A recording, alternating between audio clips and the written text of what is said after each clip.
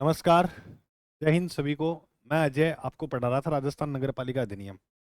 ये revision class जो है वो चल रही थी और आज अपने कोशिश करेंगे कि 50 तक जो है वो धारा का रिवीजन कर लेते हैं। तो 200 से 250 तक आज कर लेंगे, फिर आगे वाली जो धाराएं हैं 50 60 297 तक धाराएं रहेगी। फिर उसके बाद वो आगे वाली क्लास में दो पार्ट में ये क्लास लाएंगे। देखो, कराने को कोई बड़ी बात नहीं है। मैं 200 से लेकर 297 भी ये क्लास में करा दूंगा। लेकिन दिक्कत ये हो जाएगी कि अपने को समझ नहीं आएगी, क्योंकि इतना ही समझ आएगा। जैसे मान लो 40 धारा पढ़ रहे हैं, 50 पढ़ रहे हैं, बस इतना बढ़िया तरीके से समझ में आ जाएगा लास्ट टाइम भी।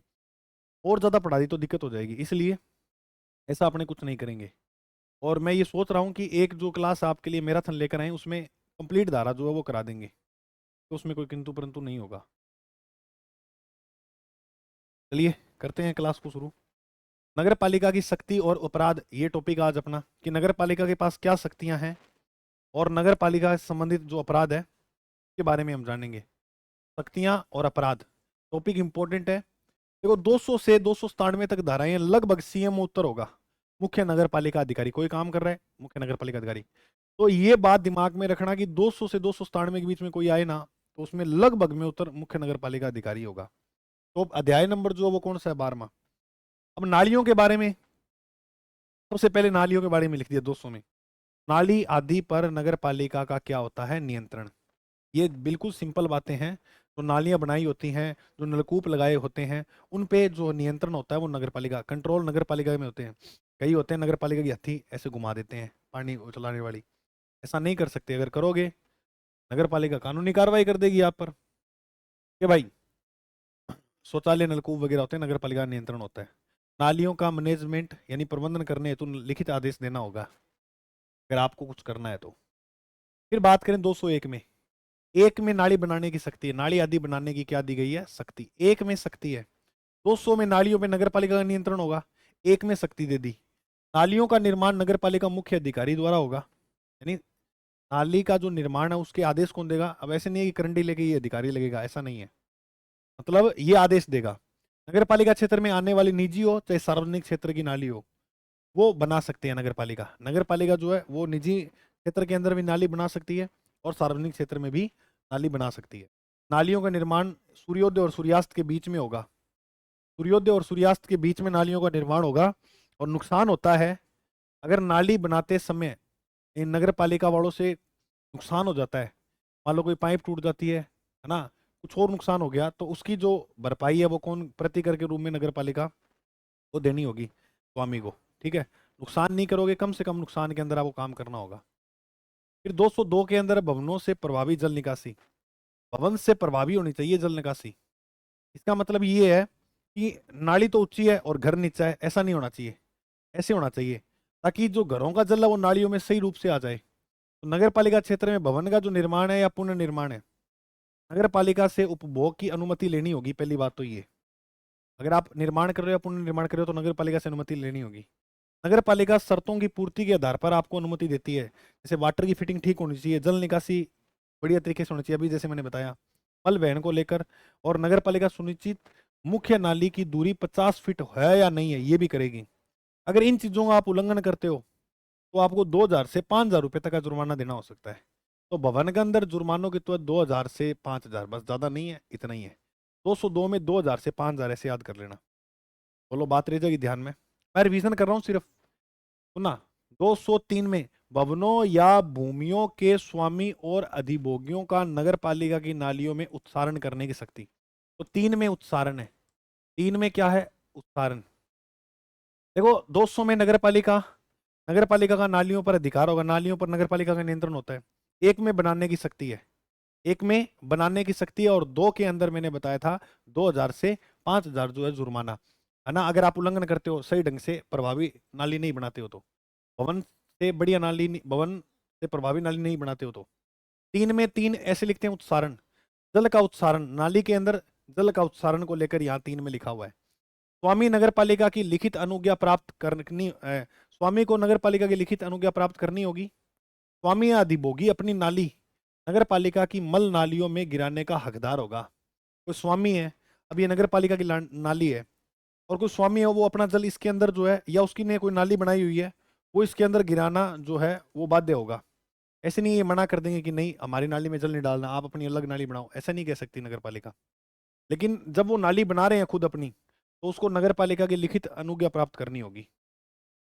204 में देखो, चार, दो और दो कितने होते हैं? चार। तो इसमें पृथक की बात लिखी हुई है कि जल की नाली और वर्षा की नाली, सॉरी, मल और वर्षा जल की नाली जो अलग अलग होंगी।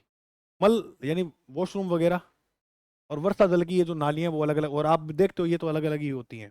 204 में ये लिखा हुआ है। पांच में, पांच अन्य अन्य बात लिखी है पांच में, अन्य व्यक्ति की भूमि पर से या उसकी नाली में से नाली को ले जाने का अधिकार नगर पालिका द्वारा कैसे और किन शर्तों पर प्राधिकृत किया जाएगा। यानी कोई, ये स्वामी ए है और ये स्वामी बी है, तो स्वामी ए की ये नाली बनी हुई है ऐसे, तो बी नाली इसके अंदर लेके जा सकता है क्या? ये बात लिखी है 205 में। ठीक है, कि अन्य व्यक्ति की भूमि पर नाली जो वो किस प्रकार लेके जाई जाएगी। तो ऐसे व्यक्ति को किसी अन्य की भूमि में नाली बनाने हेतु प्राधिकृत करेगी, नुकसान कम से कम करे वो, सूर्योदय और सूर्यास्त के बीच में जो है वो नाली का निर्माण करे, और भूमि स्वामी किराए की भी मांग कर सकता है। कहने का मतलब, अगर आपको किसी दूसरे व्यक्ति की क्षेत्र में से नाली निकालनी है, तो पहले तो नगर पालिका से अनुमति लोगे, फिर जो स्वामी है वो मांग कर सकता है कि भाई मुझे आप जो है वो एक राशि दोगे, तो राशि की मांग भी कर सकता है, किराए की मांग भी कर सकता है। ये कोई बड़ी बात नहीं है। अगर अपने किसी अन्य व्यक्ति की स्थान से नाली निकाल रहे हैं, तो वो व्यक्ति किराए की मांग कर सकता है। 5 में ये लिखा हुआ है। 6 में सक्रम, सक्रम का मतलब तो काम किस प्रकार किया जाएगा, नुकसान कम से कम हो। अगर नुकसान करेंगे तो क्षतिपूर्ति उसी समय जो नाली बना रहा है उसके द्वारा दी जाएगी, चाहे नगर पालिका हो चाहे कोई अन्य व्यक्ति हो। नाली निर्माण करना हो, इसमें किसी दूसरे को क्षति पहुंचती है तो नुकसान देना होगा। अच्छा, कोई तोड़ फोड़ कम से कम होनी चाहिए, ये भी बात याद रखना, तोड़ फोड़ कम से कम करेगा नाली बनाने टाइम, और अति शीघ्र काम होना चाहिए, ये बातें लिखी गई है 6 में। तय कर्मों के यानी काम कैसे होगा उसके बारे में 6 में लिखा हुआ है। अब देखो सिंपल है ना, 6 तक तो मैंने रिवीजन करा दिया। बस इसी प्रकार जो है आपको कंटिन्यू आगे भी रिवीजन करते जाना है, और मैं ये धारा कंप्लीट 2 एक घंटे क्लास में पूरा रिवीजन करवा दूंगा। कोशिश करते हैं होली वाले टाइम में क्लास ले आए, ठीक है, फायदा हो जाएगा। धारा 207, जिस भूमि पर से नाली ले जाई जाए उस पर पश्चातवर्ती भवन निर्माण के संबंध में के स्वामी का अधिकार होता है। इसका मतलब ये है कि मान लो ये भूमि है किसी अन्य व्यक्ति की, और यहाँ पर ये व्यक्ति नाली ऐसे निकाल देता है। अब ये व्यक्ति, ये जो मालिक है, ये चाहता है कि यहाँ पर मैं कुछ परिवर्तन करूं, तो क्या कर सकता है क्या? तो आप कहोगे हाँ, क्योंकि स्वामी का अधिकार होगा, इस ये जमीन स्वामी की है तो इस पे अधिकार है, ये इतने यहाँ परिवर्तन कर सकता है। तो स्वामी भूमि में परिवर्तन कर सकता है, जैसे किसी ने नाली बना दी, और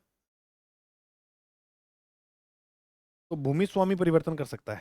ठीक है, ये 7 में लिखी हुई है बात, 7 में परिवर्तन करने की बात है। 8 में शौचालय की, शौचालय आदि की व्यवस्था करना, ये तो होता ही है। जहाँ 20 से अधिक नगर पालिका क्षेत्र में लोग होंगे वहाँ शौचालय की आपको व्यवस्था करनी होगी, जैसे स्कूल हो गया, कॉलेज हो गया, वहाँ से 20 से अधिक लोग ही होते हैं। अब ऐसे है कि शौचालय की व्यवस्था तो होनी चाहिए, है ना। आपने देखा होगा पेट्रोल पंप जो होता है ना, पेट्रोल पंप पे बढ़िया सुव्यवस्थित तरीके से शौचालय होते हैं, और वो सभी के लिए होते हैं, ऐसे नहीं है कि पेट्रोल पंप वाले इसको यूज करेंगे।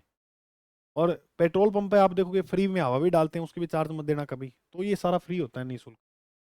शौचालय के आदेश, और अच्छा कॉम्प्लेक्स में तो आपसे शुल्क भी लेते हैं, लेकिन पेट्रोल पंप वाले शुल्क भी नहीं ले सकते। शौचालय का आदेश मुख्य नगर पालिका अधिकारी देगा।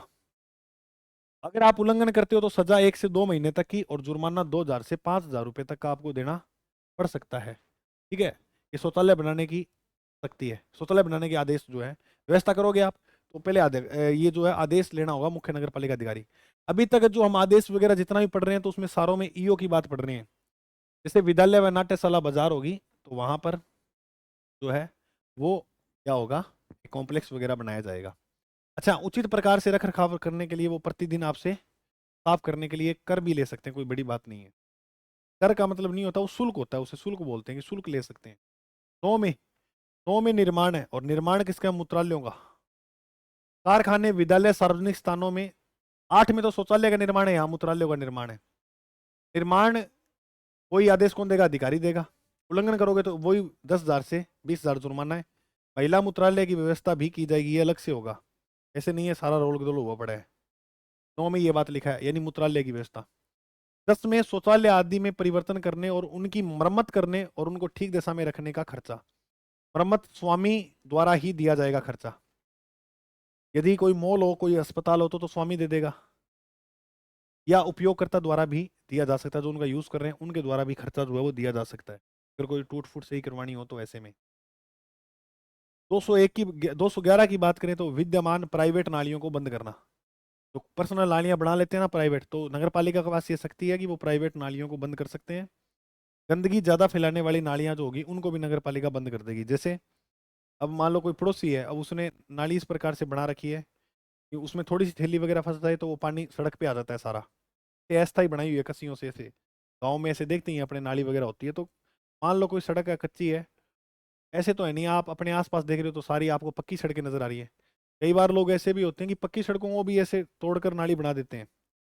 वैसे नहीं कर सकते, तो जो प्राइवेट नालियां होगी वो बंद कर दी जाएंगी। धारा 212 12 में लिखा हुआ है अपराधिकृत रीति से, यानी अनावश्यक तरीके से जो बनाई गई नालियां हैं या पुनर्निर्माण जारी रखी जाने वाली नालियां हैं, तो उसके संबंध में सख्ती। अपराधिकृत मतलब होता है जैसे आपने अनुमति कितनी की ली और आपने बना इतनी चौड़ी दी, तो ये अपराधिकृत विकास कर दिया, नगर पालिका उस नाली को बंद कर देगी। 13 में लिखा है 13 नगर पालिका नालियों आदि का अतिक्रमण। तेरे क्षेत्र में नालियों का अतिक्रमण कैसे हो सकता है? तुम यो लगोगे, तुम्हारे क्षेत्र में तो नगर पालिका क्षेत्र जो तुम्हारे अंडर में आएगा उस वहां तो नालियों का अतिक्रमण, यानी 13 अतिक्रमण। तेरे क्षेत्र में तो अतिक्रमण होना ही नहीं चाहिए नालियों का। अतिक्रमण होता है भवन निर्माण, नई नालियां बनाना बिना मंजूरी के, वो कहते हैं कि इन्होंने अतिक्रमण कर दिया। नगर पालिका सर्वे करवाएगी, अगर ये पाया गया ना कि नाली तो सही बनवाई है भाई ने, तो नगर पालिका आपको पैसे और देगी। लेकिन ये पाया गया कि नहीं, नाली जो है वो सही नहीं है, तो आपको जुर्माना देना होगा 1,000 रुपये, और नगर वो नाली भी तोड़वा देगी। ठीक है, चलिए आगे। 214 के अंदर लिखा हुआ नालियों आदि का निरीक्षण कौन करेगा? ईओ, मुख्य नगर पालिका अधिकारी, सूर्योदय और सूर्यास्त के बीच उनकी जांच करेगा नालियों की सही बनी है नहीं बनी। ये याद रखना, नालियों का 213 में तो ये लिखा है 13 निरीक्षण हो जाएगा। अब निरीक्षण करेगा कौन? ये 14 में लिखा है निरीक्षण नगर पालिका का मुख्य अधिकारी करेगा। निरीक्षण दौरान सही पाए जाने पर खर्चा खुद नगर पालिका वहन करेगी, अथवा गड़बड़ी पाई जाए तो 10% अधिक देय होगा। 10% स्वामी द्वारा जो है वो अधिक देय होगा। ठीक है, कि ये लगा दिया ना एक भाई, तो पता लग जाएगा कि नाली प्राइवेट नहीं बनानी चाहिए, गलत तरीके से भी नहीं बनानी चाहिए। कितना परसेंट लिखा हुआ? 10%। ये बात याद रखना, 10% अधिक देय होगा। कतिपय सहकर्मों को स्वामी से कराने की बजाय स्वयं निष्पादित कर देगी, और नगर पालिका की ये शक्ति है कि अब कोई नाली है और ये नाली स्वामी को ही बनानी है, स्वामी के अधिकार क्षेत्र में आ रही है। अब ये स्वामी बनाए तो ठीक है, ये नाली अगर स्वामी नहीं बनाएगा तो नगर पालिका खुद निष्पादित कर देगी, खुद काम कर लेगी, खुद बना देगी। लेकिन जो खर्चा होगा वो स्वामी द्वारा वहन किया जाएगा। नगर पालिका क्षेत्र में किसी नाली संबंधित कार्यों को स्वयं करेगी या स्वामी से वहन करवाएगी। अगर खुद करेगी तो वो खर्चा नगर पालिका जो है स्वामी से लेगी। ये 15 में लिखा है। धारा 16 में लिखा हुआ है जल प्रणाल ले जाने की शक्ति। अब आपसे एक प्रश्न पूछूं, बताओ नाली बनाने की जो शक्ति है वो कहाँ है? एक में क्या है शक्ति? तो बताओ, चलो 204 में क्या है? मल और वर्षा की जो नाली है वो क्या होगी? अलग अलग। 5 में अन्य लिखा हुआ है। तो बस ऐसे याद रखो, बिल्कुल दिक्कत वाली बात नहीं है। 16 में लिखा हुआ है जल प्रणाल ले जाने, यानी जल का वितरण। जल का जो वितरण है वो नगर पालिका या जलदाय विभाग द्वारा जलदाय विभाग को नालियां बनाने व मरम्मत करने की पूर्णतः छूट दी गई है। यानी अगर आपके क्षेत्र में आकर ये जलदाय विभाग हो गया, नगर पालिका आकर नाली का निर्माण करती है, पुनर्निर्माण करती है और जल का वितरण करती है, तो वहां रोक नहीं सकते उनको कि नहीं भाई, क्योंकि इनके पास ये शक्ति है, ये लोग जो है इनकी मरम्मत वगैरह जो है उनमें छूट होती है, कर सकते हैं। थोड़ा के बाद याद रखोगे 17 में लिखा है व्यवसायिक बहिस्त्राव के संबंध में विशिष्ट उपबंध। अनुमति नगर पालिका द्वारा मुख्य अधिकारी के द्वारा दी जाती है विशिष्ट उपबंध करने की। नगर पालिका क्षेत्र में या कोई व्यवसायिक क्षेत्र है नगर पालिका क्षेत्र में, और वो अपना जल जो है वो स्त्राव, मतलब नगर, अब कोई फैक्ट्री है मान लो, उसका जो पानी होगा वो गंदा ही होगा, तो उसके स्त्राव या वो कोई विशिष्ट बंद कर रहा है, उसमें जो है वो मुख्य नगर पालिका अधिकारी उसको ये अनुमति देगा कि आप किस प्रकार से, कैसे, यहाँ कुछ शर्तें होंगी, कैसे जल को ले जाया जाए, ठीक है, किस तरह जो जल है उसमें कितना कचरा जा रहा है, उस हिसाब से जो है वो मुख्य नगर पालिका अधिकारी। 17 में खतरा है, खतरा किससे है? कि गंदा जल जो है व्यवसायिक का, की व्यवस्था जो करनी है तो मुख्य नगर पालिका अधिकारी से अनुमति लेकर वो व्यवस्था करेगा। 18 में लिखा हुआ है व्यवसायिक बहिस्त्रीव के जन विकास से संबंधित विषय वन, यानी अनुमति तो मुख्य नगर पालिका अधिकारी देगा। ये राय मांगेगा, नाली आपत्तिकारक नहीं होनी चाहिए। ठीक है, अनुमति कौन देगा? मुख्य नगर पालिका। आपत्तिकारक नहीं होनी चाहिए वो नाली जो उसने बनाई है। कोई उद्योग वगैरह का जो कचरा वगैरह नालियों में जा रहा है, गंदा पानी, वो आपत्तिकारक नहीं होना चाहिए। जल प्रणाली या नगर पालिका की नालियों पर बिना किसी अनुज्ञा के भवन, रेलवे और प्राइवेट मार्गों का परिनिर्माण या सह निर्माण नहीं किया जा सकता है। ये बात याद रख लेना। नगर पालिका की नालियों पर बिना की अनुमति के ना तो कोई भवन का निर्माण कर सकते हो, जैसे नगर पालिका की नाली है, ये होते हैं ना, ऊपर भवन बना देते हैं, लो नीचे से पानी जाता रहे, ऐसा नहीं कर सकते। रेलवे और प्राइवेट मार्गों का परिनिर्माण या सह निर्माण किया जा सकता है। ये कैसे? ये नहीं किया जा सकता। ठीक है, ये कैसे? नगर पालिका मुख्य अधिकारी जो होता है वो बिना अनुज्ञा के भवन, रेलवे, प्राइवेट कार्यों को हटा सकता है बिना आज्ञा के। स्थायी जुर्माना वसूल बकाया राजस्व के रूप में लिया जाएगा, और ये जो है, और देगा कौन? ईओ को देगा। तो देगा मुख्य नगर पालिका अधिकारी को देगा। ये जो राजस्व दिया जाएगा ना, बकाया के रूप में जुर्माना दिया जाएगा, ईओ को देगा। तो नगर पालिका मुख्य अधिकारी बिना अनुज्ञा के भवन, रेलवे, प्राइवेट कार्यों को हटा सकता है। और एक बात, कोई रेलवे क्षेत्र है, रेल क्षेत्र में अगर मान लो कोई नाली बनानी है या कोई पानी इधर उधर लेके जाना है, तो नगर पालिका का मुख्य अधिकारी जो होता है वो रेलवे से ये बात पूछ कर जो है वो काम कर सकता है। ये बात याद रखना। अनुमति लेके करो काम, चाहे रेलवे वाले हैं तो रेलवे वालों को कोई काम करना है नगर पालिका क्षेत्र में तो नगर पालिका से अनुमति लेनी होगी। 20 में लिखा है कतिपय मामलों में रेल प्रशासन को सूचित किया जाना, वो देख लो। क्योंकि नगर पालिका को अगर रेल क्षेत्र में कोई काम करना है तो सूचित करेगा। कौन करेगा? मुख्य अधिकारी। बिल्कुल सिंपल है। 20 में नगर पालिका जो है वो रेलवे क्षेत्र में काम करेगी 20 में।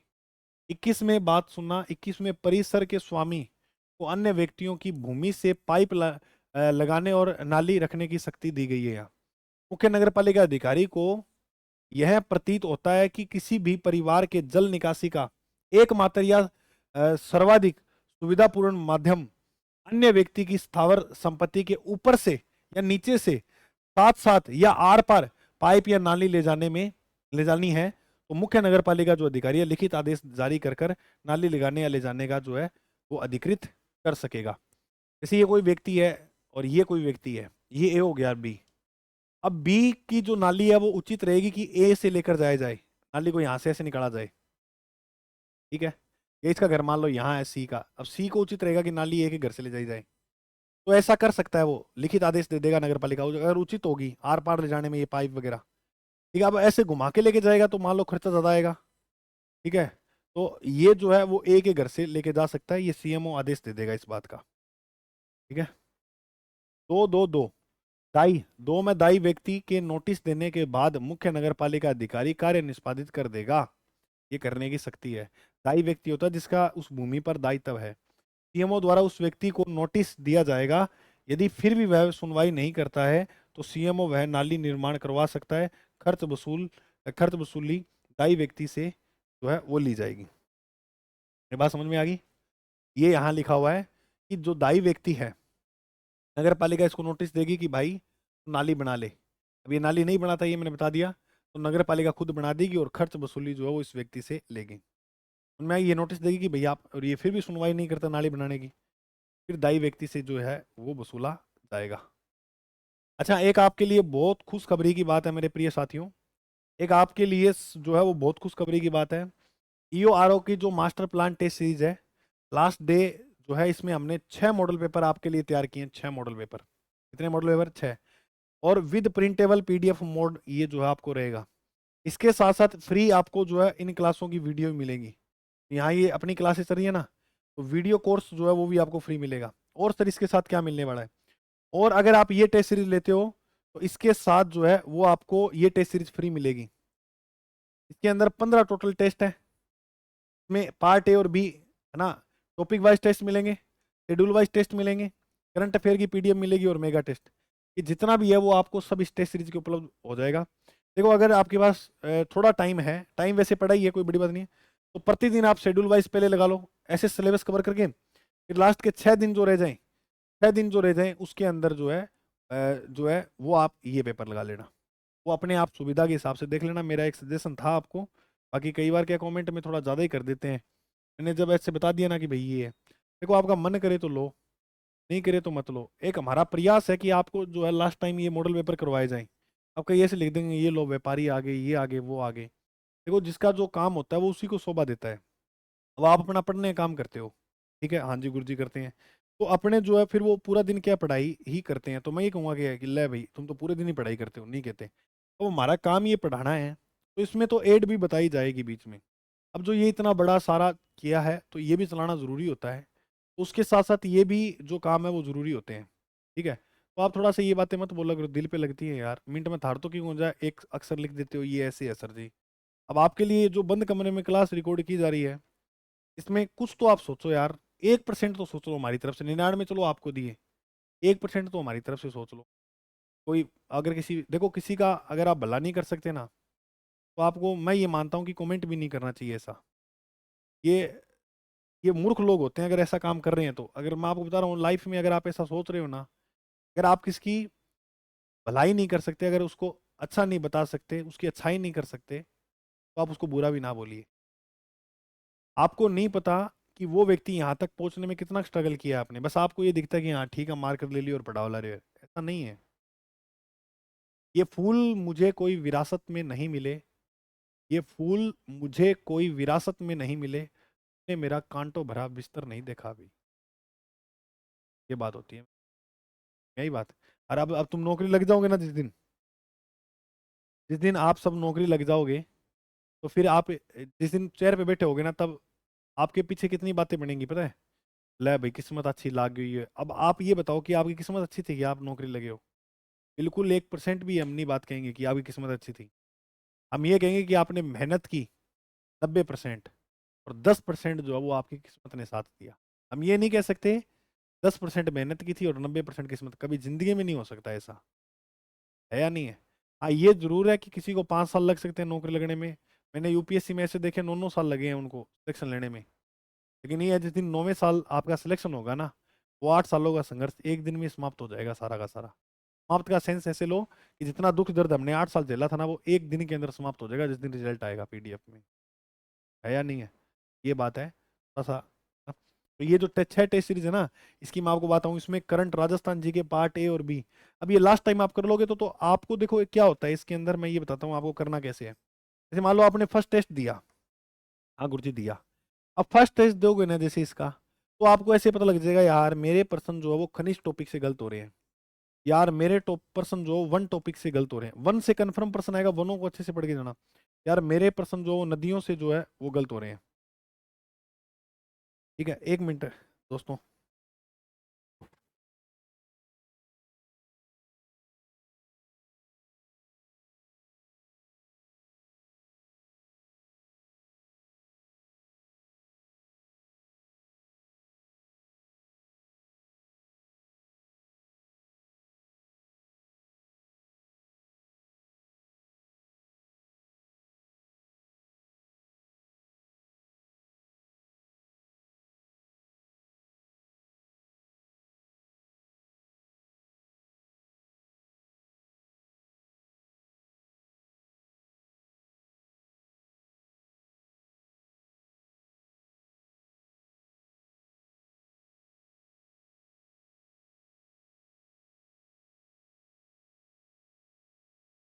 तो देखो आपने जैसे फर्स्ट टेस्ट दिया, और फर्स्ट टेस्ट के अंदर जो है आपके खनिज, नदी और वन से गलत हो गए पर्सन।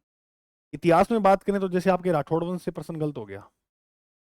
पार्ट अगर बी में बात करें तो जैसे आपको इंदिरा गांधी से पर्सन, इंदिरा गांधी रसोई योजना उससे पर्सन गलत हो रहे हैं, प्लस अध्याय 2 में जो है ना उससे पर्सन गलत हो रहे हैं आपके। अब आप ये टॉपिक एक पेज पे लिख लो वाइट पे कि इसी से गलत हुए। अब करना क्या है, करना ये है, अब जैसे ये टेस्ट दे दिया, इसको पढ़ लिया, इसको बंद करो। अब आप ये टॉपिक करो सारे कवर, जी सर ये कवर किए, फिर अगले दिन टेस्ट दोगे। अब राठौड़ वंश, खनिज, नदी और वन के तो प्रश्न सही होंगे। अब फिर इसके बाद अगर अपने बात करें, जैसे अब ऊर्जा टॉपिक है, इससे गलत हो गया, ठीक है, महल से गलत हो गए क्वेश्चन, दुर्ग से गलत हो गए, अब वो तो कवर हो गए, अब फिर आप इनको कवर करना।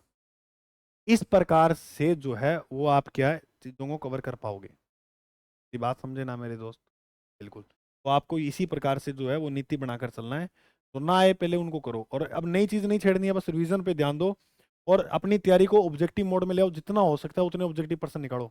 डेली आप 3 घंटे जो ऑब्जेक्टिव पर्सन निकालोगे, अब डेली 3 घंटे आप ऑब्जेक्टिव पर्सन निकालो। उसके बाद 4 से 5 घंटे की आप पढ़ाई करो अदर में। 3 घंटे ऑब्जेक्टिव पर्सन आपको निकालने ही निकालने, ऑब्जेक्टिव मोड में तैयारी करनी ही करनी है, ठीक है ना। अच्छा, ये जो नोट्स है ना अपने, ये जो नोट्स है ये अपनी करंट अफेयर की बुक है, ईओआरओ की। और अपने जो नोट्स हैं वो आपको अंतिम प्रहार बैच के अंदर मिल जाएंगे। इसके अंदर शॉर्ट नोट्स हैं और इसकी आप प्रिंट निकाल सकते हो, और इसकी वीडियो भी है। जैसे ये जो आपको नोट्स दिख रहे हैं ना यहाँ, तो ये वाले सारे तो रिवीजन कर सकते हो, कोई बड़ी बात नहीं है, एक दिन में रिवीजन हो जाएंगे। और कम से कम 5 बार पढ़ दोगे इस नोट्सों को आप, इतना सिंपल वे में लिखा हुआ है, ठीक है। तो 23 पढ़ लिया हमने, 23 नहीं पढ़ा, 23 देखो। कार्यों को, कार्य का अनुज्ञप्तिधारी यानी लाइसेंस जिनका होगा उनसे करवाना। जैसे कोई प्लम्बर है तो उनसे काम करवाना है तो उसका लाइसेंस होना चाहिए, प्लम्बर के पास लाइसेंस होना आवश्यक है। और जो वेतन है वो सीएमओ निर्धारित करेगा प्लम्बर का क्या कुछ है। तो ये नगर पालिका क्षेत्र में कोई काम कराया जाता है, ऐसे नहीं है फर्जीवाड़े से काम करा लेंगे। उस व्यक्ति के पास लाइसेंस होना चाहिए। कोई प्लम्बर का काम करवा रहे हैं हम, फिटिंग का, पानी का, व्यक्ति के पास लाइसेंस होना चाहिए। और उसको वेतन कितना देना है वो सीएमओ यानी मुख्य नगर पालिका अधिकारी मतलब तय करेगा। और अगर मान लो अ, अगर पाया गया कि वो प्लम्बर जो है वो गलत तरीके से काम कर रहा है, लाइसेंस है उसके पास तो भी, तो उसका लाइसेंस रद्द कर दे देंगे। शिकायत सीएमओ को जा सकती है इसकी, प्लम्बर की, ठीक है ना। 224 में अगर अपने बात करें तो कतिपय कार्यों का प्रतिषेध। कार्यों अ, याद रखना, कोई व्यक्ति भूमि में गाड़े गए किसी स्तंभ, खंबे या सॉफ्ट को खींचना या हटाने का काम जानबूझकर नहीं करेगा। जानबूझकर मतलब समझते हो, कोई पत्थर लिया और ट्यूबलाइट के मार दिया, कोई मूर्ति के मार दिया, कोई सॉफ्ट है मतलब बटन है उसको खींच दिया, कोई तार है उसके साथ पंगे ले लिए। तो इस प्रकार से कोई कोई खंबे के पत्थर मार रहा है तो ऐसे नहीं करेगा। 224 में ये लिखा है, इस पर आपको प्रतिषेध किया गया है। अगर कोई मारा गया है, कोई कचरे का ढेर है, कहीं होगा कचरे के ढेर में जो है वो ऐसे लात मार देते हैं चलते हुए, तो ऐसा नहीं करोगे, मूर्खता वाले काम। जानबूझ कर न तो तोड़ोगे कोई चीज को और न घुमाओगे, या नलके वगैरह के हाथी घुमा देते हैं ऐसे। अन्य किसी भी प्रकार की हानि नहीं पहुंचाओगे आप। 25 के अंदर बात जो है वो लिखी है 225 में, मलवाही सकर्मों के प्रवर्तन और रख रखाव का सौंपा जाना और मल वहन प्रभारों को बिल और उनका संग्रहण किया जाना। इसके बाद अगर अपने बात करते हो नगर पालिका क्षेत्र में कचरे का प्रबंध समय या किसी एजेंसी के माध्यम से करवा सकती है नगर पालिका। आपने देखा होगा कोई भी काम होता है नगर पालिका क्षेत्र में तो वो ऐसे दे दिया जाता है कोई एजेंसी वगैरह को कि लो भी ये आप कर दो। अब जैसे ये है गाड़ी वाला आया घर से कचरा निकाल, तो ये केंद्र सरकार द्वारा है, तो ऐसा भी हो सकता है, कोई बड़ी बात नहीं है, केंद्र सरकार द्वारा भी प्रबंध किया जा सकता है। ये लिखा हुआ 226 में। ठोस अपशिष्ट प्रबंध। ठोस अपशिष्ट मतलब होता है ठोस, जैसे कचरा हो गया है ना, तो वो एक ठोस अपशिष्ट है। प्रबंध और उनके हस्तन संबंध नगर पालिका का कर्तव्य बनता है कि उसका किस प्रकार जो है निस्तारण किया जाए। पर्यावरण संरक्षण अधिनियम 1986 के तहत केंद्र व राज्य सरकार के कुछ ठोस अपशिष्ट प्रबंध के प्रबंध में विशेष नियम बना सकती है, ठीक है। तो राज्य सरकार जो है वो ठोस अपशिष्ट को लेकर विशेष नियम बना सकती है, किस प्रकार से ठोस अपशिष्ट जो है वो जमा किया जाएगा और किस प्रकार जो ठोस अपशिष्ट है वो जमा नहीं किया जाएगा। और कचरा संग्रहण की विधि होती है, तो घर घर जाके कचरा संग्रहण कर लो, वो बताया गाड़ी वाला या घर से कचरा निकाल। केंद्रीय कचरा पात्र भी बना सकते हैं। 227 में लिखा हुआ ठोस अपशिष्ट का प्रबंध और बिल बनाने और प्रभार के संग्रहित का सौंपा जाना। ठोस अपशिष्ट के प्रबंध हेतु घरों से चार्ज या चंदा भी लिया जा सकता है कि भाई हम एक ठोस अपशिष्ट कर रहे हैं, कुछ स्थान ले रहे हैं उसके लिए, जमा करने के लिए ठोस अपशिष्ट को। या हम ठोस अपशिष्ट घर से उठाने आते हैं तो हमारा तेल पेट्रोल बलता है या तेल जलता है, जो भी डीजल वगैरह है, तो आप हमें एक थोड़ा सा चार्ज दे दिया करो। 28 में लिखा हुआ है ठोस अपशिष्ट का नगर पालिका की संपत्ति होना। अब कोई कचरे का ढेर पड़ा है, कई लोग आप भर्ती कर ले कचरा और ढेर सके, ठोस अपशिष्ट कोई भी है, कोई मलबे का ढेर पड़ा है तो ऐसे नहीं है वो आप चक्के घर पे भर्ती कर लो, नगर पालिका से पूछ कर करोगे कि वो नगर पालिका की संपत्ति मानी जाती है। ठोस अपशिष्ट के व्यय और अंतिम व्यय के लिए स्थान नियत करना, यानी नगर पालिका जो क्षेत्र होता है के अंदर एक स्थान फिक्स होता है कि यहाँ पर आड़ारोड़ी होगी, जैसे जानवर वगैरह मर जाते हैं कुत्ते वगैरह तो उनको वहां, तो उनका स्थान फिक्स होता है, ऐसे नहीं है मन में आए वहीं घेर दो, ऐसे नहीं होगा। और आप नए स्थान तय करने हेतु अनुमति राज्य सरकार से लेंगे। अगर कोई नया स्थान करना है नगर पालिका को ठोस अपशिष्ट के लिए, जैसे मान लो पहले से तो ये स्थान था, यहाँ आड़ारोड़ी थी, अब इसने कहा ये तो भर गई, एक नया स्थान और दो, तो वो राज्य सरकार से अनुमति लेंगे। 30 में लिखा हुआ है, परिसरों के स्वामियों और अधिभोगियों का ठोस अपशिष्ट के उत्पन्न होने के स्रोत पर ही भंडारण करने का कर्तव्य है। जहां पर नगर पालिका ने कचरा वो पात्र बनाया, जो रूढ़ी बनाई है ना, तो वहीं ले जाकर कचरा डालेगी नगर पालिका, ये व्यक्ति जो होंगे। ऐसे नहीं है कि अपनी कोई घर के आगे नई रूढ़ी बना रहे हैं, ऐसा नहीं कर सकते। जहां पर मेन रूढ़ी होती है, घर के बाहर जो है रूढ़ी बनाई हुई होती है नगर पालिका द्वारा, कचरा पात्र बड़ा रखा ही होता है, तो वहां जाके कचरा डालोगे। ऐसे नहीं कि आप एक नया जो है वो बना रहे हो। ठीक है। हाँ जी, के बाद अपने करेंगे आगे बात।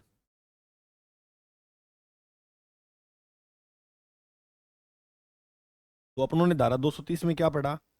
हमने ये पढ़ा कि परिसरों के स्वामियों और अधिभोगियों का ठोस अपशिष्ट के उत्पन्न होने के स्रोत पर ही भंडारण करने का कर्तव्य है। यानी ये बात की नगर पालिका ने जहाँ रूढ़ी बना रखी है उसके ऊपर ही डालोगे। आप एक नई रूढ़ी का निर्माण नहीं कर दोगे। आप कोई नया ठोस अपशिष्ट है उसके लिए कोई नई जगह नहीं चुन लोगे कि मैं तो यहीं अपना जो है कचरा जमा करूंगा। अब बात करते हैं अपने धारा 231 की। देखो भाई, धारा 231 में लिखा है सहकारी सहकारी आवासन सोसाइटी अपार्टमेंट स्वामी संगम आदि का कर्तव्य है। यानी सोसाइटी हो या अपार्टमेंट हो, स्वामी का कर्तव्य है कि वह साफ सफाई रखे, साफ सफाई का ध्यान रखे और ठोस अपशिष्ट का प्रबंधन यानी मैनेजमेंट करे कि ठोस अपशिष्ट जो है वो किस प्रकार से कहाँ जमा होना चाहिए, है ना। और दूसरी बात है, सूखा कचरा हो गया, गीला कचरा हो गया, उसके लिए भी अलग व्यवस्था करे वो बात है। 232 को में कुछ चीजों को प्रतिषेध किया गया है। स्वामी हो या अधिभोगी, अधिभोगी यानी जो भोग रहा है उस जगह को, कोई किराए पे ले रहा है, कोई लीज पर ले रखी है वो, तो सार्वजनिक स्थान पर ठोस अपशिष्ट नहीं फैलाएगा। भवन का कूड़ा करकट जो होगा वो किसी सार्वजनिक स्थान व खुली भूमि पर जमा नहीं करेगा। यहाँ पर सिर्फ कचरे की बात लिखी हुई है। कचरे अपने अनावश्यक रूप से जो है वो सार्वजनिक भूमि पर नहीं फैला सकते। नगर पालिका ने जो क्षेत्र आपको अलग करके दिया है वो वहां पर रखो। अब मृत जानवरों को, शवों को भी सार्वजनिक स्थानों पर नहीं फेंक सकते। अब क्या कुतीड़ डचक के फेंक दिए रोडी पे, ऐसा नहीं कर सकते। नगर पालिका को फोन करो, वो आएगी और उठाकर जो आडा रोडी वगैरह बनाई होती है वो वहां पर उसको फेंक कर आएगी। सूखा व गीला कचरा पृथक रखा जाएगा। अब आपको पता है, एक एक डस्टबिन होता है वो नीला होता है और एक होता है हरा। अब आप ये बताओ गीले कचरे के लिए कौन सा होता है? तो आप गाय ने जिको हरो गाला, हरो गिल्लो ही हुआ नहीं। तो गाय को जो हरा डालते हैं वो गीला होता है, तो गीले कचरे के लिए हरा, और बच गया सूखा। सूखे कचरे के लिए कौन सा डस्टबिन होता है? नीला। ठीक है, तो ये डस्टबिन का अलग अलग पृथक होने चाहिए। 33 में लिखा हुआ है कि मार्गों को गंदा करने और कोई ठोस अपशिष्ट जमा करने या फेंकने के लिए दंड। आप इस प्रकार से कोई ठोस अपशिष्ट जो है वो ना तो जमा करोगे, ना कहीं पर बाहर जो है वो फेंकोगे, वही बात है घूम फिर मार्गों पर। 34 में लिखा जीव चिकित्सा के बारे में। जीव चिकित्सा अपशिष्ट यानी जैसे इंजेक्शन वगैरह हो गए, जैसे आपने किसी के इंजेक्शन लगा दिया, आप डॉक्टर हो, और वो इंजेक्शन आपने ऐसे अनावश्यक फेंक दिया, तो ऐसा नहीं कर सकते आप। इंजेक्शन उपयोग में लेने के बाद खराब हो जाता है और उसकी आपको सही ढंग से व्यवस्था करनी होगी, उसका प्रबंधन करना होगा, कहाँ इसको पहले जमा करना और उसके बाद कहाँ पर इसको जो है अपशिष्ट को कहाँ फेंकना है। फेंकने का मतलब मेरा सेंस ये लो आप, मतलब कहाँ इनका जहाँ भी जो स्थान क्रिएट किया गया उनमें रखना है। पर्यावरण संरक्षण अधिनियम 1986 में 86 के अंदर प्रदूषण की परिभाषा दे रखी है, प्रदूषक की परिभाषा दे रखी है, और संकटतम प्रदूषण की परिभाषा जो है वो दी गई है। ठीक है, यानी जहरीले गैस वगैरह जो होती है जिनसे जो प्रदूषण बनता है वो संकट वाला ही है। तो इनकी जो परिभाषा है वो दी गई है पर्यावरण संरक्षण अधिनियम 1986 में। कुछ आपको कि पर्यावरण और प्रदूषण की परिभाषा जो दे रखी है वो कहाँ दे रखी है, तो बता देना, पर्यावरण संरक्षण अधिनियम 1986। कई बार प्रश्न ऐसे भी आ जाता है कि पर्यावरण संरक्षण अधिनियम कब का है, तो 1986 का। 35 में परिसंकट अपशिष्ट है। 236 में, 235 में तो परिसंकट पढ़ लिया, और 236 में ये बात लिखी हुई है, 236 में ये बात लिखी हुई है कि कतिपय, कतिपय का मतलब होता है कुछ, कुछ बहिर्गत भागों के लिए अनुज्ञा आवश्यक है। नगर पालिका क्षेत्र में यदि कोई व्यक्ति भवन का भाग बाहर निकाल ले, जी हाँ होते ही है, कुछ होते ही है, जैसे मान लो अब अपना घर एक सीमित आपको क्षेत्र है अपने घर बनाने का कि हाँ भाई यहाँ घर होना चाहिए, कई क्या करेंगे ऐसे बाहर एक ऐसा छज्जा सा बनाएंगे आगे और उन पे लाइटें वगैरह लगा देंगे, छज्जे को गली तक ले जाएंगे। अब वो चीज ऐसा कर रहे हैं तो वो जो है उन पे कार्रवाई होगी। उनको ऑर्डर दिया जाएगा भाई आप यहाँ से ये चीजें हटा लो, और नहीं हटाओगे तो फिर हम हटा देंगे, है या नहीं है? तो जुर्माना 5,000 से 10,000 रुपए तक का हो सकता है अगर कोई बाहर बाहर इस प्रकार से जो भाग निकालता है। और नहीं मानने पर प्रतिदिन 50 से 100 रुपए शुल्क लगाया जा सकता है उस पर। अब उसको बोल दिया कि हटा ले, फिर भी वो नहीं मान रहा है, तो उस 50 से 100 रुपए प्रतिदिन के हिसाब से, अब जितने दिन मर्जी दिन रखे वो, पहले नगर पालिका अनुमति देगी, और बाद में वो जो है वो नहीं मान रहा, मना कर दे, तो उसका खर्चा, अच्छा ये लिखा हुआ है, पहले नगर पालिका अनुमति दे और बाद में मना कर दे। जैसे पहले नगर पालिका ने अनुमति दे दी कि हाँ आप छज्जा निकाल लो, और बाद में नगर पालिका मना कर दे, तो फिर उसका जो खर्चा है वो नगर पालिका देगी। तो उसको तोड़ा जाएगा ना, उसमें जो भी मटेरियल लगा है, खर्चा लगा है, उसका नगर पालिका वहन करेगी, क्योंकि पहले नगर पालिका ने अनुमति दी थी, तो गलती नगर पालिका की है यहाँ। 37 में लिखा हुआ देखो, 7 की अगर बात करें, 37 में वर्षा जल के लिए द्रोणी और पाइप निकालना। वर्षा जल के लिए उचित रूप से आप एक, द्रोणी का मतलब एक नाली जो है, पाइप लगाई जाएगी जिसमें स्थानीय लोगों को परेशानी ना हो, ठीक है। और अगर आप ऐसा नहीं करते हो तो जुर्माना नगर पालिका द्वारा 1,000 से 2,000 रुपये आपसे ले लिया जाएगा। यानी वर्षा का जो जल है, ऐसे नहीं है कि वो कहीं बह रहा है, लोगों को परेशानी हो रही है, ऐसा नहीं होना चाहिए। तो एक बड़ी आप व्यवस्था करोगे कि मतलब बढ़िया तरीके से जाए नाली में बाहर, है नहीं? ओके, चलिए आगे बात करते हैं। 238, 238 में लिखा हुआ है वर्षा जल संग्रहण का उपबंध। यानी वर्षा जल संग्रहण मान लो इकट्ठा करना है, तो उसका उपबंध किस प्रकार से किया जाएगा। नगर पालिका क्षेत्र में भूखंड जिसका क्षेत्र 300 वर्ग किलोमीटर है, तो वहां वर्षा जल संग्रहण अपनाना पड़ेगा। अगर आपका क्षेत्र 300 वर्ग किलोमीटर से अधिक है तो आपको वहां वर्षा जल का संग्रहण करना पड़ेगा। या तो आप कोई टैंक बना सकते हो, या सीधा जमीन के अंदर जो है वो आप जमा कर सकते हो। ऐसे देखे ही हमने, जल संग्रहण करते ही हैं, हाँ गुरुजी करते हैं, तो वो चीजें राज्य सरकार द्वारा नियम में छूट दी जा सकती है। अब बात करते हैं 238 क की। पार्किंग स्थानों का उपबंध 238 क में दिया हुआ है। 238 में तो दिया हुआ है जल जल को संग्रहण करना, और 38 क में दिया है पार्किंग की व्यवस्था करना। आप कभी भी कोई घर बनाते हो तो वहां पहला प्रायोरिटी होगी कि आप पार्किंग की व्यवस्था करोगे। ऐसे नहीं है 2-2 गाड़ियां और गली में खड़ी हैं, ऐसा नहीं होना चाहिए। गली वो सार्वजनिक है, लोगों को आने जाने में या साधन ले जाने में दिक्कत हो सकती है, ठीक है। तो इसीलिए आप पहले पार्किंग की व्यवस्था करोगे। नगर पालिका क्षेत्र में प्रत्येक भवन में पार्किंग की व्यवस्था करनी होगी। इसके अलावा बात करें नोट, राज्य सरकार चाहे तो इन प्रावधानों में छूट दे सकती है।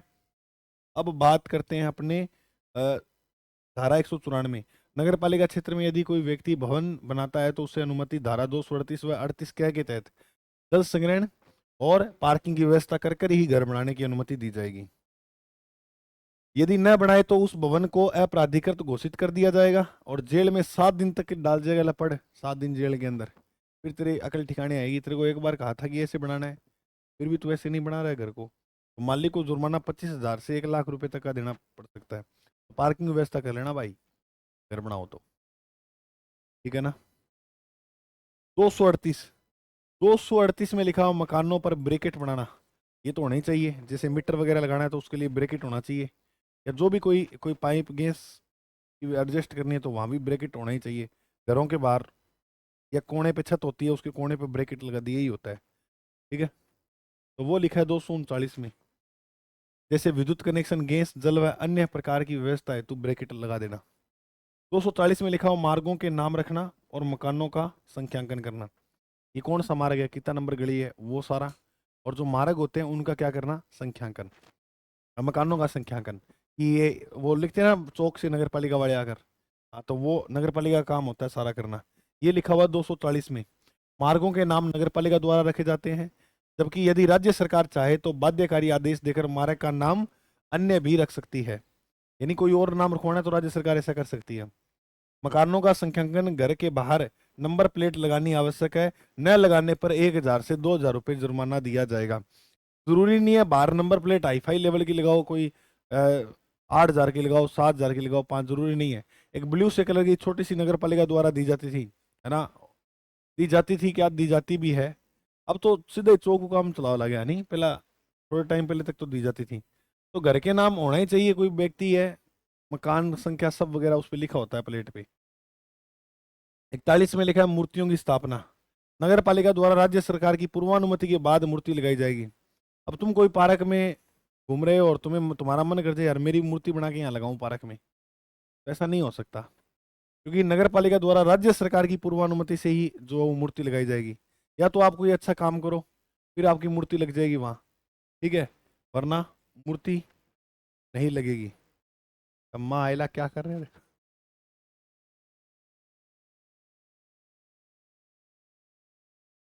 सही हो। ए राजू सर ये क्या हो गया? यही तो जादू है इस ऑनलाइन बोर्ड का, कुछ भी हो सकता है। मैं तो डरता रहता हूँ कि कभी कुछ और ना चल जाए चलाते चलाते। हाँ, मकानों की संख्या होगी, ये आ गई मूर्ति। अगर मान लो आपने मूर्ति लगा दी आपकी, और ऐसे हाथ करके लगा दी, तो भाई बिना अनुमति की मूर्ति लगाने व मूर्ति को क्षति पहुंचाने में, या कोई मान लो पत्थर मार के मूर्ति तोड़ दी, देखा आठ मेरी लगाऊंगा मूर्ति, तो गिराओ, तो भाई आपको कारावास हो सकता है 2 से 6 माह का, न्यूनतम 2 माह का, अधिकतम 6 महीने का। जुर्माना 25,000 से 50,000 रुपये तक का देना सकता है, और अगर मन करे तो दोनों ही देने हो सकते हैं। ये सर उस पर निर्भर करेगा नगर पालिका पे। इसके बाद बात करें तो झाड़ियों वृक्षों आदि को हटाया जाना और उनकी काट छाट करना, ये भी नगर पालिका का काम होता है। कोई यदि वृक्षों से मानव को परेशानी हो रही है तो नगर पालिका द्वारा स्वामी को नोटिस दिया जाएगा और हटा दिया जाएगा। कई बार घर के बाहर या अंदर कोई वनस्पति या कोई वन या कोई वृक्ष ऐसा लगा होता है कि आस पड़ोस को परेशानी हो रही है, तो वो हटा दिया जाएगा नगर पालिका द्वारा नोटिस देके। यदि स्वामी नए गतिविधि करे तो नगर पालिका खुद हटा देगी उसको। 43 में खतरनाक भवन, वेरी इंपॉर्टेंट, यानी कोई भवन है वो क्षतिग्रस्त हुआ पड़ा है और ऐसे है कि इसको मरम्मत नहीं की जाएगी, तुरंत प्रभाव से गिर जाएगा। चलो ऐसे सरिये वगैरह बाहर निकले हुए हैं, लग गिरा है कि वो तो जाओगे अब। तो यदि भवन पुराना है, वह गिर सकता है, तो नगर पालिका स्वामी को नोटिस देगी। सामान्यतः 2 दिन में वह सही करवा ले, नहीं करवाएगा तो भाई खतरनाक आसना या खतरा निकट होने के बाद स्वामी नोटिस 3 दिन में सही करवा लेगा। और घर गिर जाने के बाद नुकसान की भरपाई भी स्वामी द्वारा की जाएगी। अगर मान लो घर गिर गया, अब आस पड़ोस को नुकसान हो गया, उनकी दीवारें टूट गई या उनकी कोई जान मान की हानि होगी, तो पूरा का पूरा नुकसान जो है स्वामी द्वारा दिया जाएगा। स्वामी को पहले नोटिस दिया था तेरा घर सही करा ले, लेकिन स्वामी ने नहीं माना, नहीं माना तो ला फिर आजा। 244 4 ऐसे लिखते हैं, ऐसे तो पै भी ऐसे लिखते हैं, तो पटरियों आदि का हटाया जाना। धारा 244 में क्या लिखा हुआ है? 4 ऐसे लिखते हैं, तो पटरियों पटरियों के बारे में क्या कहाँ लिखा हुआ है? 244, सार्वजनिक मार्ग की पटरी, गटर, बरसाती पानी की नालियां, पत्थर की चौकियां, लैंप के खंभे, ब्रेकेट, जल पाइप आदि संपत्ति को नुकसान पहुंचाते हो तो 2,000 से 5,000 रुपए तक का जुर्माना, प्लस यदि नहीं भरते तो पुनः जुर्माना 1,000 से 2,000। और एक ऐसा ऐसा नुकसान और लेगा। अब जैसे कई होते ही हैं गंद, गली में नलका लगा हुआ है, तो वो पानी तो भरते नहीं है, उस नलके को तोड़, ऐसे नलके को घुमा देते हैं, उसको लोहे वाली हत्थी होती है उसको टेढ़ी कर देते हैं। तो कुछ ऐसा नहीं करोगे, पहली बात, ठीक है। दूसरी बात क्या है, कोई बरसाती पानी की नाली है या पत्थर की कोई चौकी बनी है, कोई खंबे पे लैंप लगा हुआ है और तुम्हारा मन करे गुलेल है मेरे पास या पत्थर है, तो तोड़ दिया, तो आप ऐसा नहीं करोगे। अगर ऐसे करते हुए पाएंगे तो 2,000 से 5,000 रुपये तक का जुर्माना प्लस नुकसान। सर हमने तो बहुत लैंप तोड़े हैं और हमसे तो 1 रुपये ही, कभी सीध माया कौन थे, सीध में आ जाओगे उस दिन काम जचा देंगे। 45 में लिखा हुआ सार्वजनिक भूमि पर अतिक्रमण या बाधा। तो सार्वजनिक भूमि पड़ी है, सरकारी भूमि। अब ये भूमि दो तरीके से होती है, कई भूमि होती है अस्थायी रूप से, कई होती है स्थायित्व रूप से। तो अगर अगर अस्थायी रूप से जो भूमि है सार्वजनिक, तो उस पे अगर आप कोई अतिक्रमण कर देते हो, कोई मान लो थिन्ने हो घर बना लो बैठे है ना, या कोई आप वहां पर कोई ऐसी दुकान खोल लो बिना अनुमति के, तो जुर्माना 30,000 से 50,000 रुपये तक का है। सजा और होगी 3 माह से लेकर 3 वर्ष तक की। अगर अस्थायी भूमि पर ऐसा कुछ करते हो तो जुर्माना 5,000 रुपये और सजा 1 महीने की, ठीक है। खनन किया, खनन खनन मतलब होता है अगर मान लो वहां पर कोई स्थायी भूमि है, स्थायी, उसमें आप खनन मतलब खोद रहे हो उसको, कोई मान लो सोना निकाल रहे हो या कोयला निकाल रहे हो, कुछ भी सरकारी भूमि पर। खनन किया कर्मचारी की संक्षिप्त, जो खनन करेगा उस खनन किया जिसमें उसकी कर्मचारी की संक्षिप्त शामिल होंगी, 3 माह से 3 वर्ष की सजा, 30,000 से 50,000, ये बता दिया। अच्छा, अब जो खनन कर रहे हो, मान लो तुम्हारे वहां औजार पड़े हैं, उसको खोद रहे हो, तो औजार व मशीन जब्त कर ली जाएगी। स्वामी 30 दिन के भीतर जिला मजिस्ट्रेट से अपील कर सकता है, ठीक है, कि भाई, या तो मान लो आपने वो सही तरीके से किया हो वहाँ काम, मान लो अनुमति भी लिए, फिर भी नगर पालिका वाले आज घपला कर जाते हैं, और तुम्हें ये लगता है कि मैं एकदम सही हूँ, अगर मुझे लड़ना है तो फिर आप कलेक्टर के पास, जिला मजिस्ट्रेट के पास जाकर जो अपील कर सकते हो। परंतु न्यायालय निर्णय से उल्लेखित सजा व जुर्माना को कम कर सकता है, ये वेरी इंपॉर्टेंट है। न्यायालय जो है, न्यायालय वो आपके जुर्माने और सजा को कम कर सकता है इसके अंदर। महोत्सव व मेले में अन्य त्योहार हेतु सार्वजनिक भूमि का प्रयोग 7 दिन तक कर सकते हैं। यानी कोई मेड़ो है, वो तो सरकारी जगह है, लेकिन उससे भी आपसे शुल्क लिया जा सकता है, कोई बड़ी बात नहीं है। कोई मेला हो गया, कोई आपको मान लो छठ पूजा करानी है या कोई होलिका दहन करना है, तो वहां आप अस्थायी रूप से कुछ जो मारा गया उस पर अपने, जैसे होलिका दहन के लिए अपने वो बना सकते हैं। समझ में आई? वो अस्थायी रूप से होता है। इसकी, अच्छा, इसकी जांच हेतु डीएसपी रैंक का अधिकारी होता है, वो करेगा इसकी जांच। डीएसपी को रिपोर्ट जो है 30 दिन के भीतर देनी होगी। इसमें अधिक दिनों तक जांच नहीं करवा सकते अपने, 30 दिन के अंदर अंदर निपटाना होता है पूरा। 40 में लिखा हुआ खतरनाक खुदाई। नगर पालिका क्षेत्र में राज्य सरकार की भूमि पर खुदाई करवाने हेतु राज्य सरकार की पूर्वानुमति आवश्यक है। वेरी वेरी इंपॉर्टेंट है। नगर पालिका क्षेत्र में राज्य सरकार की भूमि पर अगर अपने को खुदाई कराते हैं तो राज्य सरकार की अनुमति आवश्यक है। सामान्य भूमि पर अगर अपने खुदाई करते हैं तो नगर पालिका का नोटिस देकर वो खुदाई जो है वो करवा सकती है। ठीक है, अगर राज्य सरकार के अंडर में आएगी वो भूमि, तो हमें, जैसे कुछ ये औद्योगिक क्षेत्र होते हैं जो राज्यपाल के अंडर में आते हैं, है ना, या कुछ ऐसे स्थान होते हैं जो राज्य सरकार के द्वारा आरक्षित किए होते हैं, तो वहां आपको राज्य सरकार से क्या लेनी होगी? अनुमति। अब बात करते हैं 247। सारा समझ में आ रहा है क्या? बोर हो रहे हो? ये बताओ पहले। है, देखो, समझ में आएगा, कहाँ जाएगा, नहीं आएगा। अभी अपना रिवीजन है, रिवीजन क्लास चल रही है एकदम शानदार तरीकों, और अगर हुआ बढ़िया अपने लिए तो अपने ये करेंगे, हाँ, अपने जो है वो ये करेंगे कि एक दिन में पूरी 1 से लेकर 344 धाराएं घुका देंगे। कोई बड़ी बात नहीं है, बस आप मेरे साथ रहना। एक लाइव क्लास ले लेंगे, कोई 4-5 घंटे की क्लास हो जाएगी, पूरी धाराओं का रिवीजन करा दूंगा।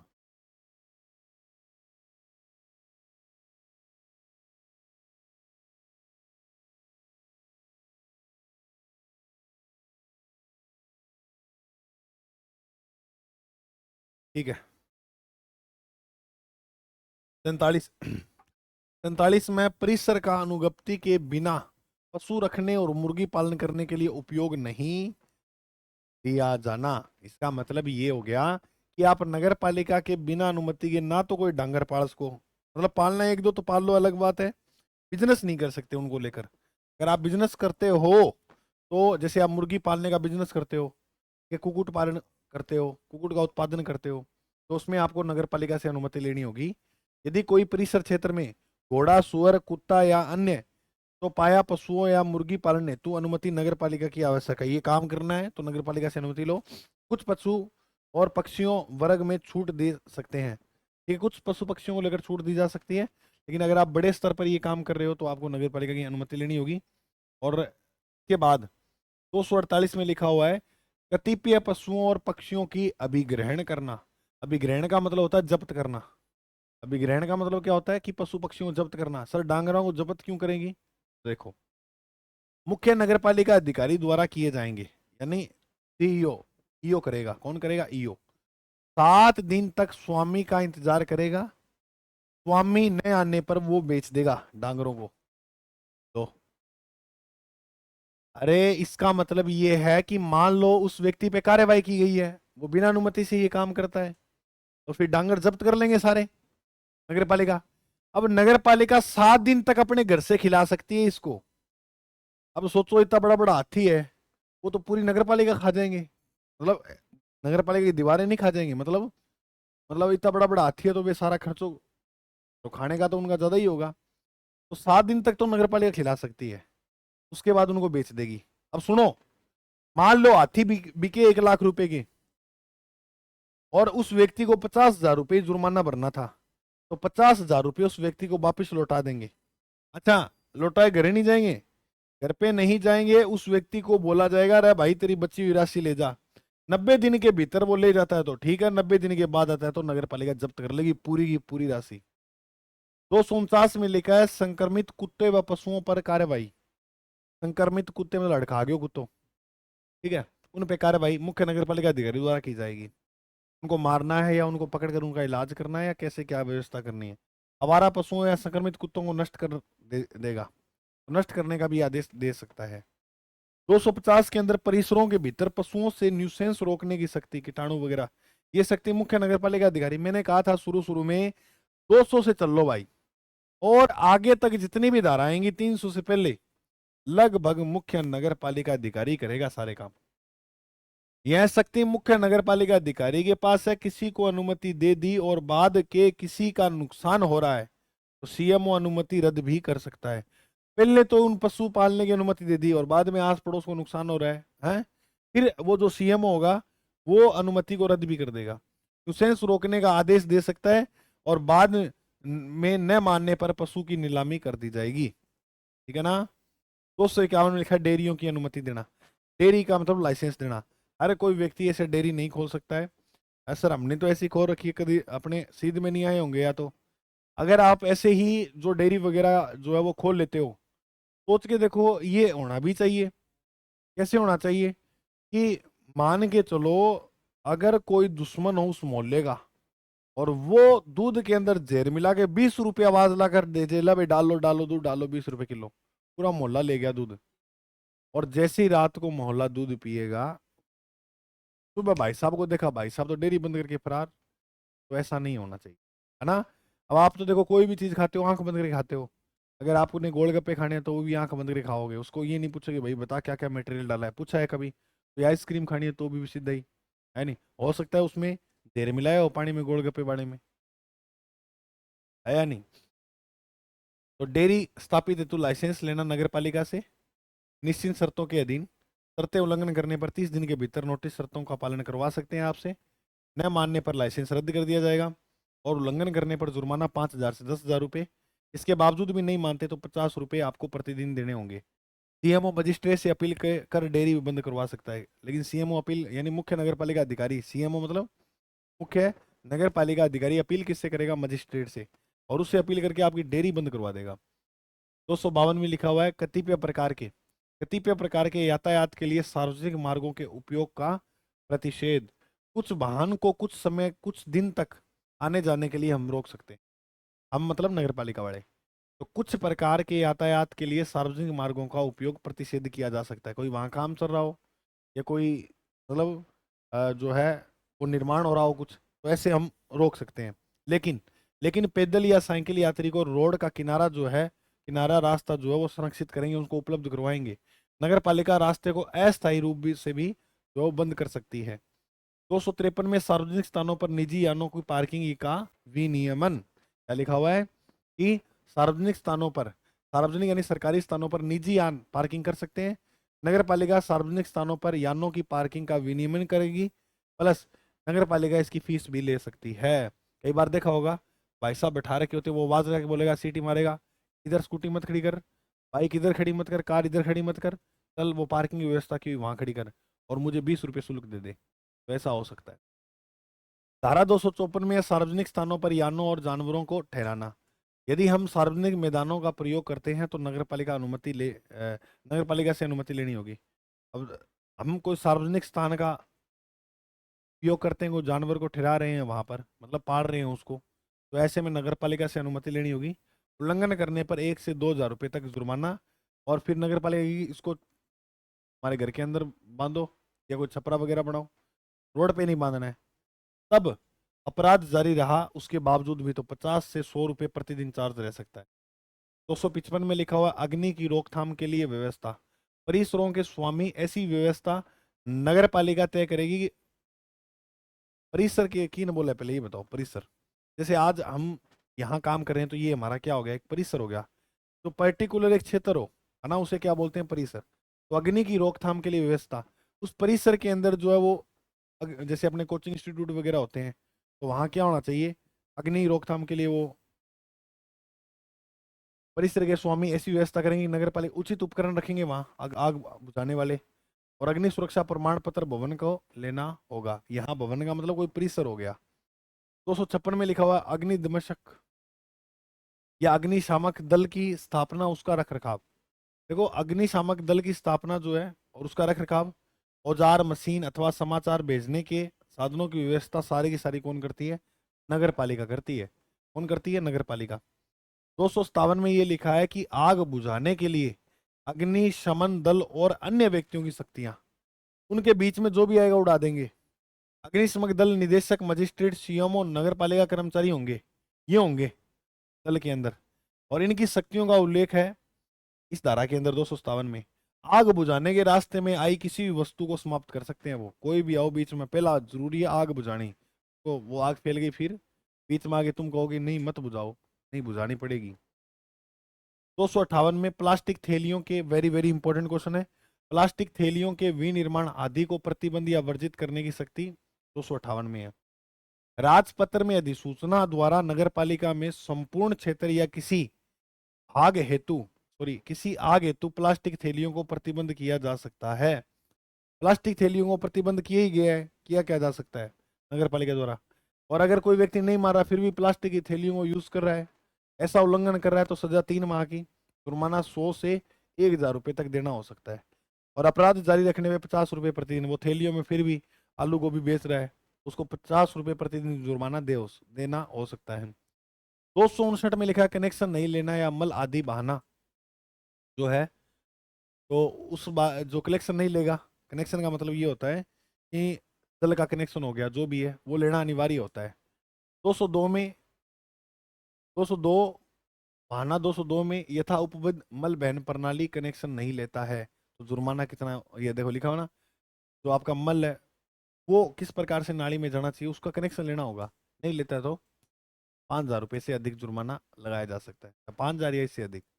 260 में गंदे भवन आदि, तो भवनों को ऐसे देखते हैं ना कितनी गंदी स्थिति होती है भवनों की, कितना कीटाणु होते हैं उनमें, कई घर होते हैं ऐसे, तो ऐसे घर रखने पर जुर्माना 1,000 से 2,000।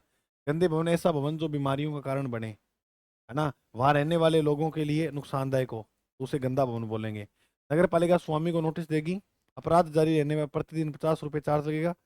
यानी अपराध जारी का मतलब ये उसको कहेगी सुधार ले, और नहीं सुधारा तो फिर 50 रुपये प्रतिदिन के हिसाब से। ऐसा घर अनैतिक गतिविधियों का घर केंद्र बन गया हो तो घर को गिरवा दिया जाएगा, है ना, वो बहुत ज्यादा नुकसान कर रहा है तो उस घर को गिरवा देंगे। स्वामी को बची शेष राशि दी जाएगी 6 माह तक, अगर वो दावा करेगा तो बेच भी सकते हैं, किसी और को दे देंगे भैया। और फिर स्वामी को 6 महीने के अंदर अंदर अगर वो दावा करेगा तो मिल जाएगी राशि, वरना नहीं मिलेगी। 261 में ये लिखा, नहाने के स्थान, सार्वजनिक स्नानागार की सुविधा नगर पालिका द्वारा की जाएगी। स्थानों का जो वर्जित है वो भी किया जाएगा, कि किस प्रकार से जो है वो स्थान वर्जित करेगी, वो नगर पालिका का काम होता है। कुलसित जल, कोई व्यक्ति जल स्रोत जैसे नाली, तालाब, कुआं, गड्ढा, खाई को गंदा नहीं करेगा, कलुषित नहीं करेगा जल को। अगर करता है तो जुर्माना 1,000 से 2,000, ये 262 में लिखा हुआ है। 63 में कुओं आदि में पैदा होने वाले न्यूसेंस का उपशमन, ले भाई, कुओं आदि के अंदर पैदा होने वाले जो न्यूसेंस है, कीटाणु है, जानवर है, तो उनको खत्म होना, उनका उपशमन करना, खत्म करना। यदि भवन के 100 मीटर दायरे में पानी की वजह से मच्छर या अन्य जीव पैदा हो रहे हैं, अन्य,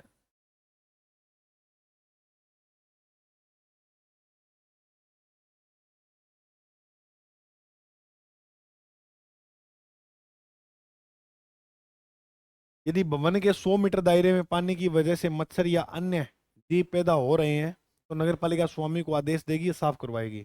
नया तालाब बनाने हेतु अनुमति नगर पालिका से लेनी होती है। तालाब तालाब को नष्ट कर दिया जाएगा, जो मतलब से जानवर वगैरह, मच्छर वगैरह जो है वो पैदा हो रहे हैं न्यूसेंस वाले, है ना, और दंडात्मक कार्यवाही भी की जा सकती है। 264 में लिखा हुआ, कतिपय प्रकार की खेती का नियमन या प्रतिषेध। देखो नगर पालिका क्षेत्र में यदि इस प्रकार की खेती हो जो हानिकारक हो तो उस पर रोक लगाई जा सकती है। यदि किसान 5 वर्ष से लगातार खेती कर रहा है तो उसे मुआवजा जो है वो नहीं दिया जाएगा, से मुआवजा वो नहीं दिया जाएगा। जांच चिकित्सा विभाग द्वारा की जाएगी इसकी। वेरी इंपॉर्टेंट क्वेश्चन है। अगर वो खेती किस प्रकार हो रही है ना, कई मतलब वो हानिकारक तो नहीं है, इसकी सारी जांच जो वो चिकित्सा विभाग द्वारा की जाएगी। अब यहाँ कृषि विभाग नहीं है, कौन सा विभाग है? चिकित्सा विभाग। 265 में लिखा है, दुर्गंधपूर्ण खाद आदि का उपयोग में लाना।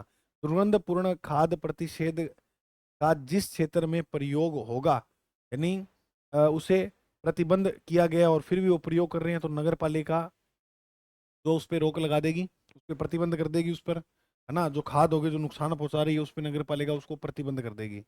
लेकिन फिर भी वो उल्लंघन करता है तो जुर्माना 1,000 से 2,000 रुपए तक देने हो सकता है। ये सिंपल सिंपल धाराएं हैं और इसको आप एक बार जो है एक एक लाइन में भी लिखोगे ना तो भी आप जो है काम चल जाएगा। 66 में क्या, कोई शोभकारी खेल खेलना, जैसे होली, शोभकारी जैसे पटाखे हो गए, ऐसे नहीं खेलोगे जिससे लोगों को परेशानी हो।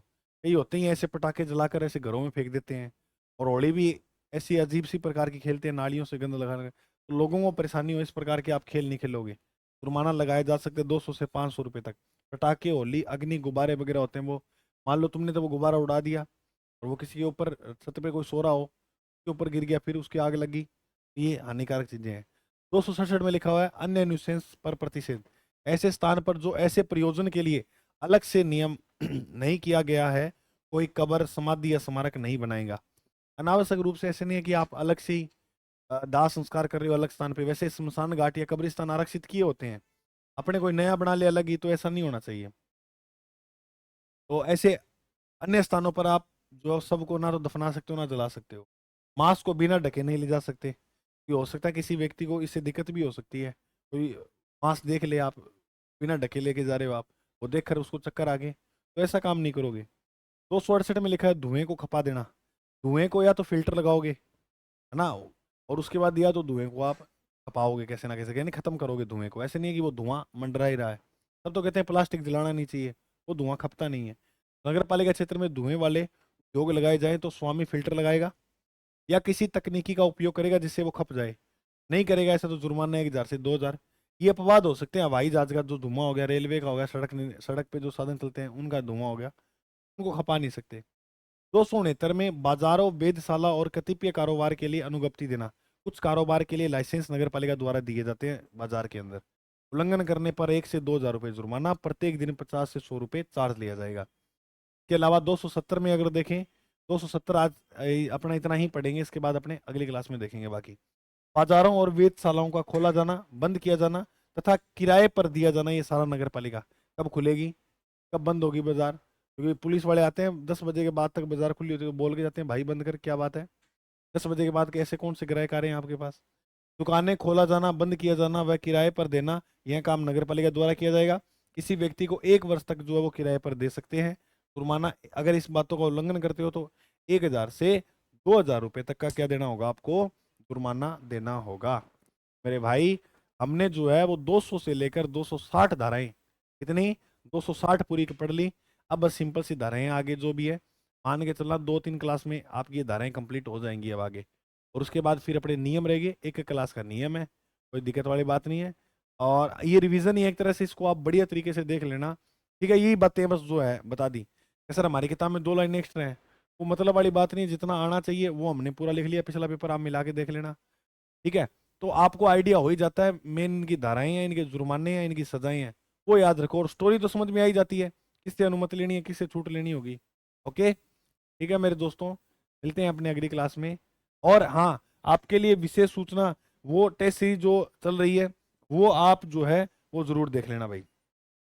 जो आपके लिए ईओ की टेस्ट सीरीज चलाई गई है, मॉडल पेपर जो चलाए गए हैं वो आप जरूर देख लेना भाई। ये जो ईओ के मास्टर प्लान मॉडल पेपर चलाए गए हैं, ये जो ईओ की टेस्ट सीरीज चलाई गई है नानक क्लासेस एप्लीकेशन पर, 6 मॉडल पेपर मिलेंगे आपको संपूर्ण पाठ्यक्रम से, और 5 मार्च से ये शुरू हो चुके हैं, और आपको ये मॉडल पेपर पूरे देने हैं। एग्जाम पैटर्न पर आधारित पूरा का पूरा ये जो पेपर आपको देखने को मिलेगा, ये एक बार मेन हॉल में बैठने से पहले, एग्जाम हॉल में बैठने से पहले ये 6 पेपर जरूर निकाल देना, इससे प्रश्न अटक जाएंगे। ठीक है ना, और इसके अंदर जो धाराएं हैं उनको अच्छी तरह से आप पढ़ना, अच्छी तरह से। ठीक है, ओके, मिलते हैं अपने अगली क्लास में, तब तक के लिए जय हिंद, जय भारत।